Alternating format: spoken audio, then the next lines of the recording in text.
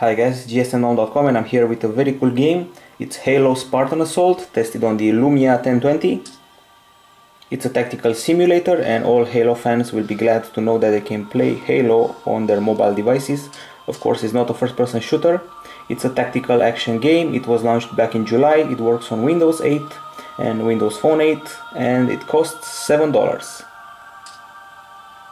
This is the start of the mission where you can select your weapon, get some abilities for your armor, some booster options. They usually cost experience points and credits, quite expensive. You can also add skulls to make missions more difficult, but you don't want that since they're already pretty difficult. This is a top-down third-person shooter developed by 343 Industries and Vanguard Entertainment. The story is set between Halo 3 and Halo 4. You can control soldiers Edward Davis and Sarah Palmer as they fight aliens, and the aliens are the Covenant. That's how you move around, and they're shooting at me.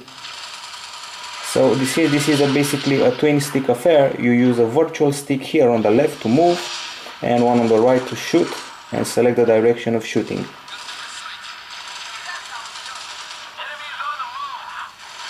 The audio is very good in this game, especially the soldiers talking in the background, the sounds of the weapons and the sounds of the enemies.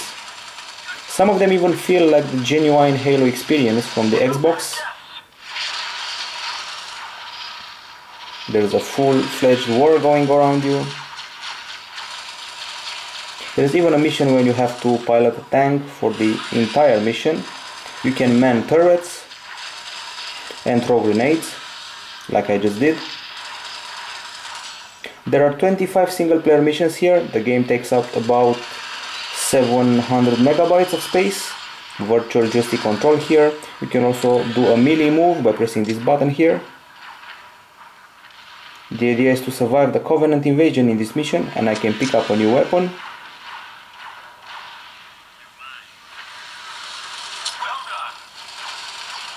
Now I have to eliminate the remaining opposition. I just took a hit. As you can see, the weapons look beautiful, and now I'm using one of the abilities of the character.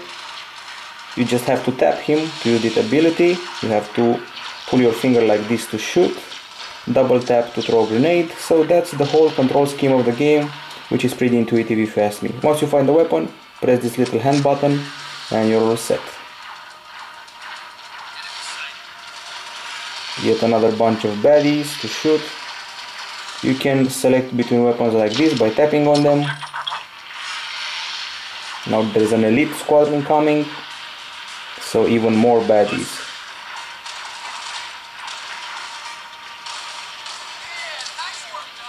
A grenade solved it, and the mission has been accomplished. I recognized some of the weapons and aliens from the original Halo games. There is also a sniper involved. You can use a sniper to kill some of your foes. Let's see what missions we have available here. Let's say this one. The landscape changes. You may be on a desert, maybe on a ship. You can attack with a gun, a grenade, melee. The colors are beautiful in this title. The graphics are quite nice. The aim tends to be just a little bit imprecise. You can board vehicles, man turrets. So there is a lot of stuff to do. If you add those skulls I showed you earlier, you can increase the difficulty of the mission and get more experience once it's all done. This feels like a western, because we're in the desert and we're shooting those bad guys. I'm wielding dual SMGs now.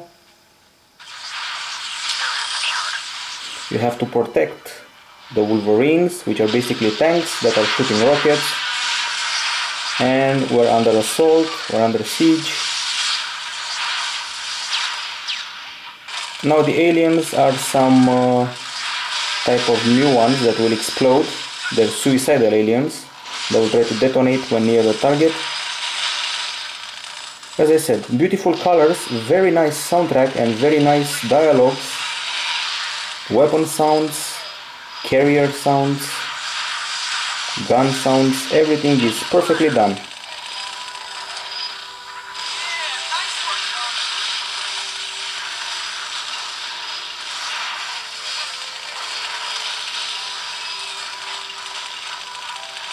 Cutscenes are also pretty great here, and the atmosphere has got to be the best thing about it. Once you see the health meter glowing red, it's time to maybe take a break and let the health recharge.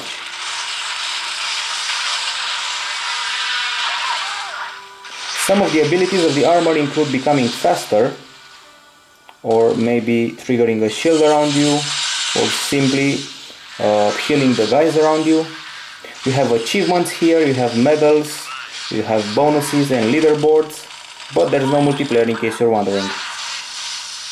Weapons include an assault rifle, a pistol, dual SMGs, and you can do a lot of purchases in this game if you want credits to buy better weapons.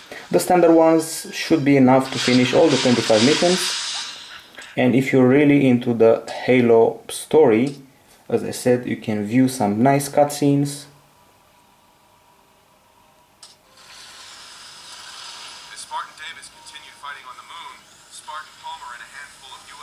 Troops redeployed to the surface of Radius 5 to fend off the invaders there. Outmanned? Outgunned? Spartan Palmer didn't see it as a problem. How about you? Okay, now I want to show you the tank mission I promised. So at the end of this, the last mission is all about the tank. Of course you can get out of the tank and go on foot, but it's a better idea to stay inside. Here we go, the big tanks. We should get on board and start killing baddies. The controls are very clunky when you're driving a tank. They're chaotic, and that's a compliment because they're more than chaotic, especially when you're trying to turn the turret in the right direction. You can tap to fire a missile or gently swipe to shoot using your machine gun. You can also run over smaller aliens. The idea is to eliminate the wraiths, which are those purple tanks. A couple of missiles should do it.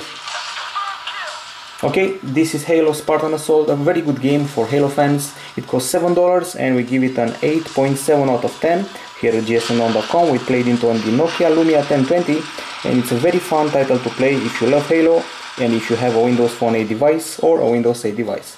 That's it for now. 8.7 out of 10 from gsmnon.com. Bye bye.